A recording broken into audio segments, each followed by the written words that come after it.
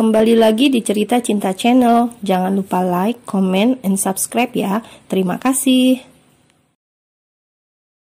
Hari bahagia itu datang. Seperti apa pesta pernikahan yang diimpikan Kay? Dia utarakan malu-malu seminggu yang lalu di hadapan Bian dan calon ayah mertuanya. Konsep pesta sederhana untuk ukuran Adiguna Group. Namun inilah yang diimpikan Kay dalam angannya tentang pernikahan. Bukan pesta mewah layaknya perayaan ulang tahun Grand Mall.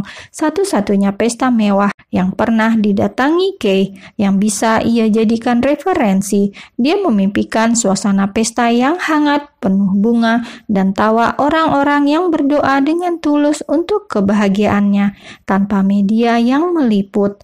Saat pembahasan pernikahan mereka, di hari Adiguna dan Yuna menyatakan janji pernikahannya waktu itu. Kay tampak ragu melihat Bian dan Paman bergantian.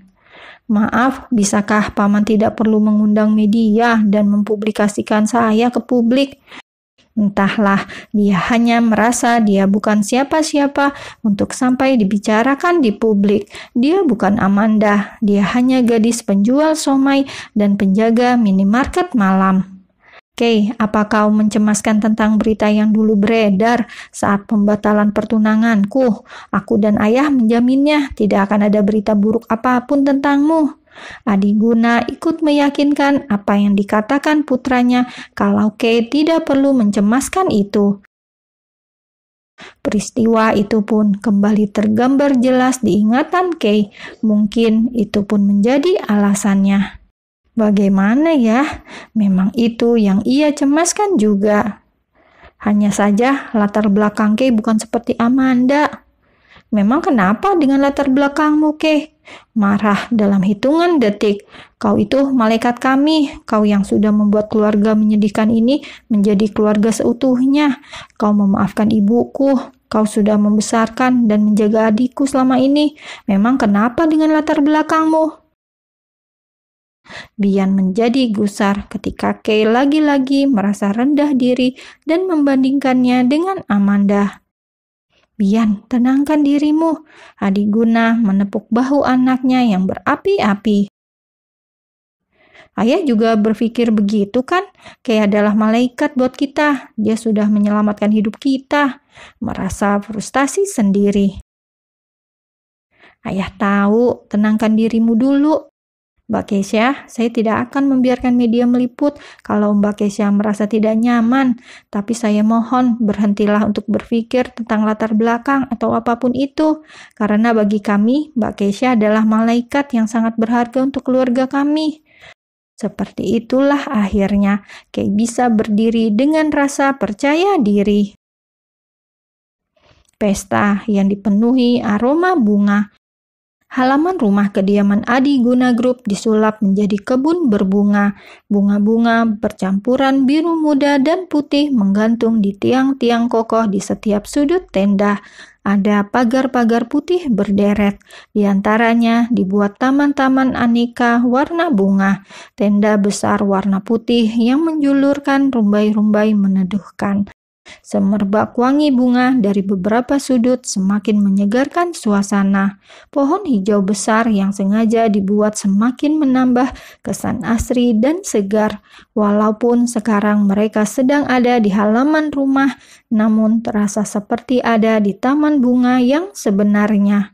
Meja bundar dengan 4 buah kursi tertutup dengan kain-kain putih di sampingnya. Tempat para tamu duduk sudah mulai ditempati para undangan berdasarkan undangan yang mereka terima. Tamu-tamu khusus yang bisa menyaksikan prosesi akad nikah.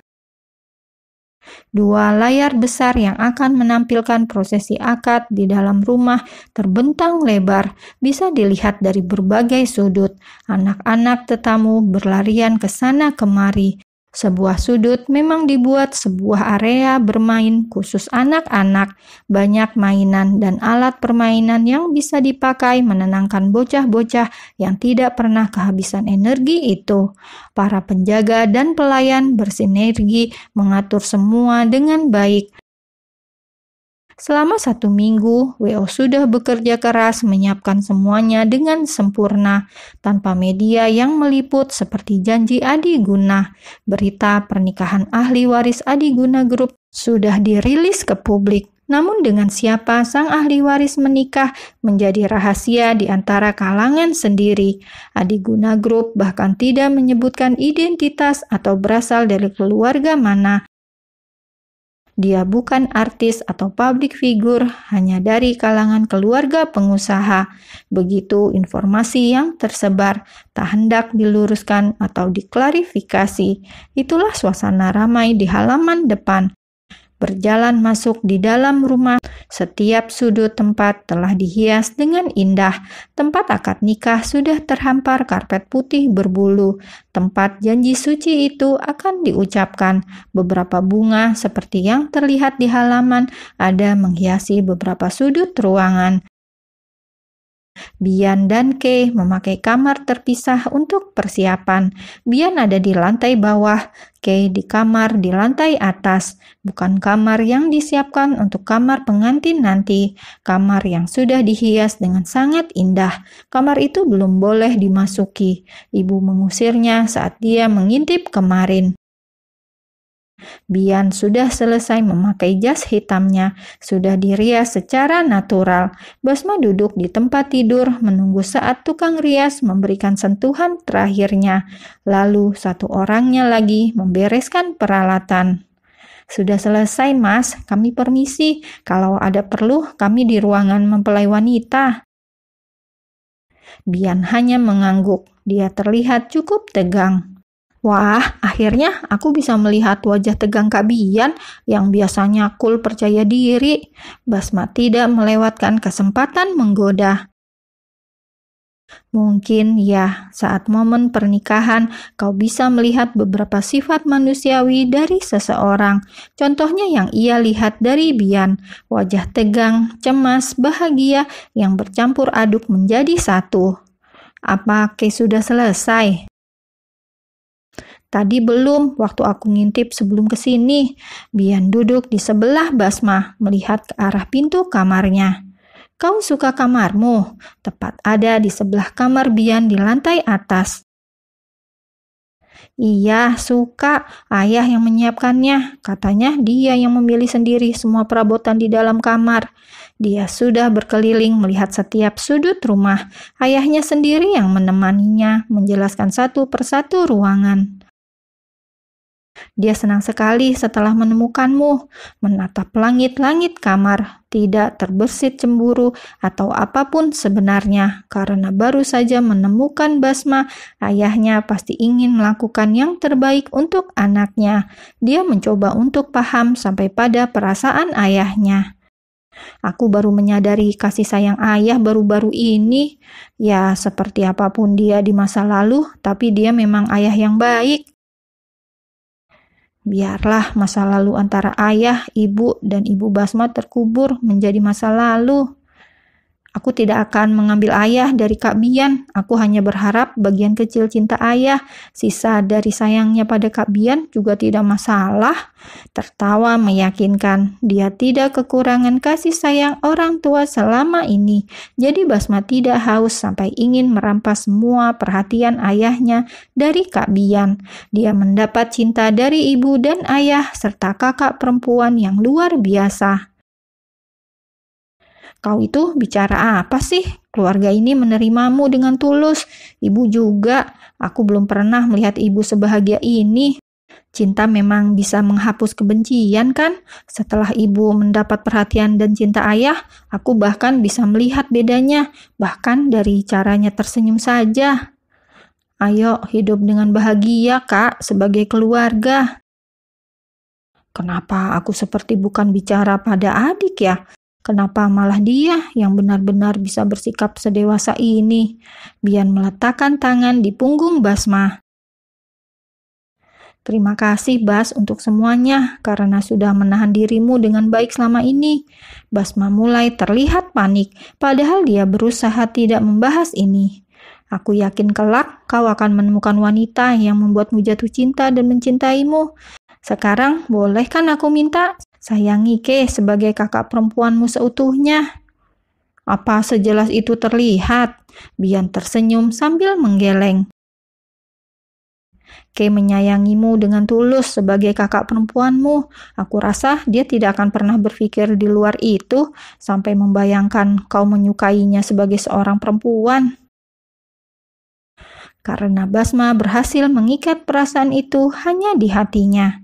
Kalau begitu, perlakukan aku dengan baik, Kak, seumur hidupmu. Apa-apaan itu? Mengacak rambut Basma yang sudah rapi, membuat bocah itu mencercau sambil merapikan rambut. Setelahnya dia menatap Bian lekat dengan pandangan serius.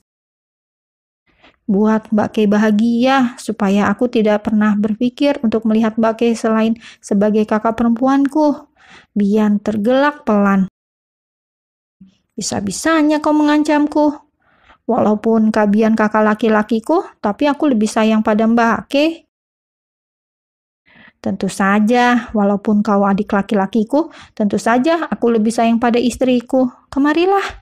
Basma mendekat, keduanya saling berpelukan, menepuk bahu satu sama lain.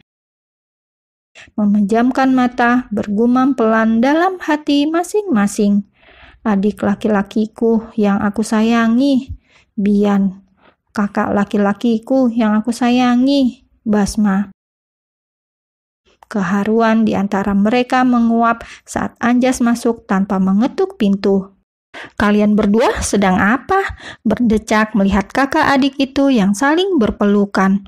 Sudah seperti orang mau berpisah antar benua setelah menikah saja. Bi, percayalah padaku, bocah ini akan mengekor di belakang Kay untuk waktu yang lama. Anjas tertawa menunjuk Basma. Yang dibicarakan angkat bahu tak kalah tertawa menyeringai. Membenarkan perkataan Anjas, Bian memicingkan mata melihat Basma dengan air muka kesal. Perlakukan aku dengan baik, Kak, ingat itu. Sambil berlalu melewati Anjas yang terlihat sedikit penasaran dengan kalimat terakhir Basma. Ayo keluar, petugas dari pencatat pernikahan sudah datang. Kalian bicara tentang apa? Kamu sama Basma? Bicara kami saling menyayangi antar saudara. Angkat bahu santai, tapi mimik wajah berubah tegang lagi. Sebentar Kak, aku tegang lagi kan. Tadi sudah lupa karena bicara pada Basma. Kau datang, aku jadi tegang lagi kan. Dasar calon pengantin. Kau sudah menghafal akad dengan benar kan? Iya, sudah. Cie. Sudah, diam Kak. Aku akan membalasmu nanti waktu kau menikah, kalau sekarang kau menggangguku. Jalan beriringan sambil Anjas menepuk-nepuk bahu Bian berulang-ulang, memberi semangat. Bukannya cemasnya hilang saat keluar kamar melihat orang-orang yang sudah duduk menunggu, membuat tangannya berkeringat.